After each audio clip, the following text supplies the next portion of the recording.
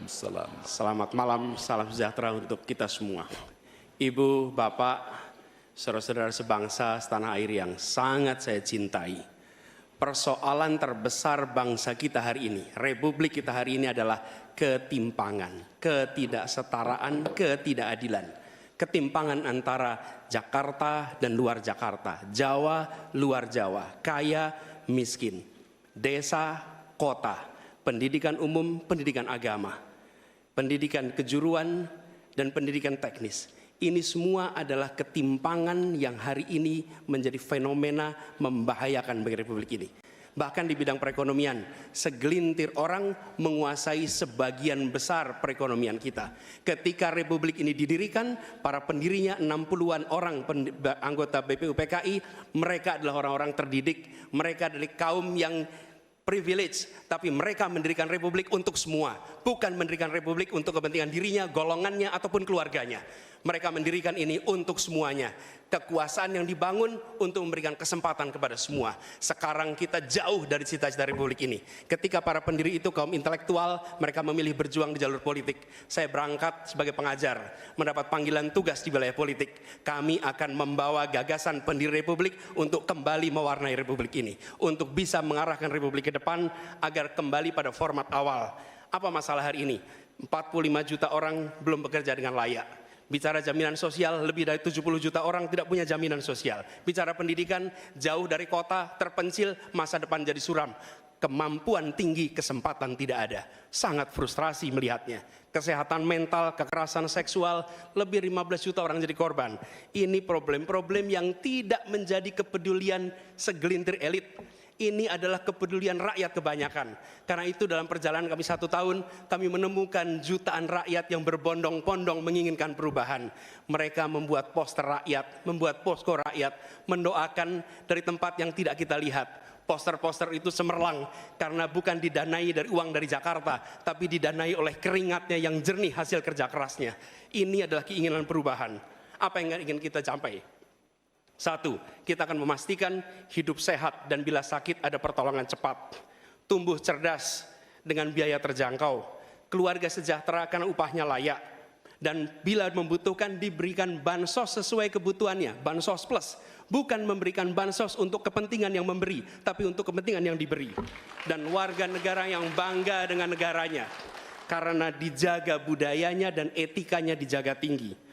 Kita menginginkan persatuan karena ditopang dengan rasa keadilan. Persatuan itu tidak mungkin terjadi dalam ketimpangan. Persatuan membutuhkan rasa keadilan. Karena itu misi kami tegas mewujudkan bangsa yang sehat, yang cerdas, yang sejahtera, berbudaya, dan bersatu. Kita menyaksikan begitu banyak orang punya prinsip sungguh-sungguh dalam usahanya pasti meraih kemuliaan. Tapi bila kesempatannya ada, bila kesempatannya tidak ada, menghasilkan frustrasi. Dan kami ketika menjalankan amanat, maka kami akan memegang prinsip ngadek sacekna, nilas saplasna. Konsistensi ucapan dan perbuatan, menjunjung kejujuran dan kearifan. Ini komitmen kami, fokus pada pembangunan manusia Indonesia, menghadirkan kesetaraan, menghadirkan keadilan. Dengan seperti itu kita ada persatuan. Perubahan saatnya kita kerjakan. Katong bergerak untuk perubahan, untuk seluruh rakyat Indonesia dimanapun berada. Terima kasih. Assalamualaikum warahmatullahi wabarakatuh. Rencana besar yang kita beri nama Strategi Transformasi Bangsa. Inti daripada strategi ini tentunya adalah meningkatkan kemakmuran bangsa Indonesia dan terutama memperbaiki kualitas hidup manusia Indonesia, seluruh rakyat Indonesia. Salah satu proyek strategis kita intinya adalah memberi makan bergizi untuk seluruh anak-anak Indonesia, termasuk yang masih dalam kandungan ibunya. Dan selama sekolah sampai dari usia dini sampai dewasa. Ini akan mengatasi angka kematian ibu waktu lahir. Ini akan mengatasi kurang gizi anak, stunting. Ini akan menghilangkan kemiskinan ekstrim. Ini akan menyerap semua hasil panen para petani dan nelayan. Ini akan meningkatkan pertumbuhan ekonomi kita minimal sekitar 1,5–2%. Dengan demikian kita mengatasi masalah-masalah fundamental dalam memperbaiki kualitas hidup rakyat Indonesia menuju kepada menghilangkan kemiskinan dari bumi Indonesia. Di bidang kesehatan, kami akan membangun rumah sakit modern di setiap kabupaten dan kota dan puskesmas modern di setiap desa di seluruh Indonesia. Kami akan segera mempercepat mengatasi kekurangan dokter di Indonesia. Kita kekurangan sekitar 140.000 dokter dan itu akan kita segera atasi dengan cara kita akan menambah fakultas kedokteran di Indonesia. Dari yang sekarang 92, kita akan membangun 300 fakultas kedokteran. Kita juga akan mengirim 10.000 anak-anak pinter dari SMA, lulusan SMA, kita akan beri beasiswa ke luar negeri untuk belajar kedokteran dan 10.000 lagi untuk belajar sains, teknologi, engineering dan matematik, kimia, biologi dan fisika. Itu kita rebut teknologi, kita rebut sains. Saudara-saudara sekalian, kita juga akan membangun 3 juta rumah untuk mereka yang belum punya rumah. 1 juta di pedesaan, 1 juta di pesisir, 1 juta di perkotaan. Saudara-saudara sekalian, kita yakin bahwa pendidikan strategis. Kita harus memperbaiki gaji guru, termasuk gaji honorer, meningkatkan kompetensi guru.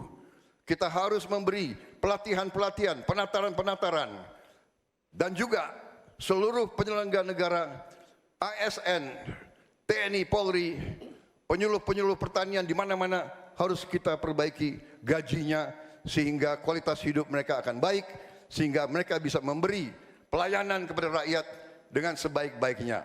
Saudara-saudara sekalian, itu beberapa program unggulan kami dalam rangka strategi transformasi bangsa.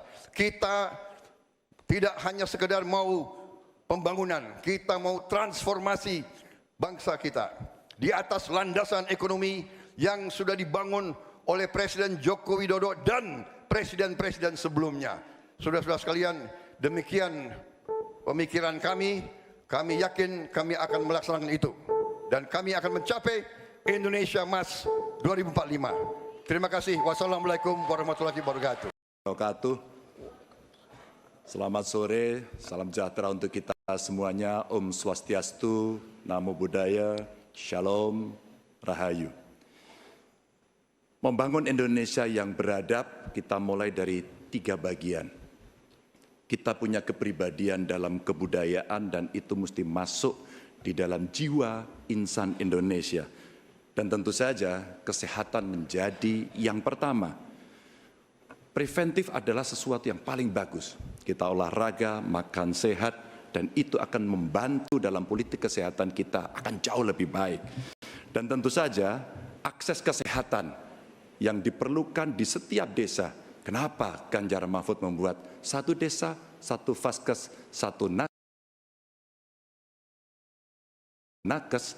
Karena kami ingin mereka mendapatkan yang terbaik. Dan kemudian ibu, anak, lansia, disabilitas, masyarakat adat akan mendapatkan peran yang sama di dalam layanan-layanan kesehatan, di mana di daerah-daerah terisolir mereka membutuhkan akses ini dengan sangat bagus. Kalau itu semua sudah baik Bapak Ibu, maka pendidikan dan kebudayaan mesti kita bangun bersama-sama. Akses pendidikan yang baik, lebih inklusi, kemudian kurikulum yang mantap, dan tentu saja fasilitas yang diberikan harus bisa memberikan akses terbaik untuk anak-anak didik kita, termasuk nasib guru dan dosen. Kalaulah kemudian ini bisa berjalan dengan baik, maka perempuan muda dari Jogja, Mbak Kalis namanya, menyampaikan, Pak Ganjar, perhatikan mereka yang selama ini terpinggirkan. Ada 2 yang utama, kelompok perempuan dan yang kedua adalah penyandang disabilitas. Tolong betul agar sekolah makin inklusi dan mereka tidak mendapatkan perlakuan yang diskriminatif.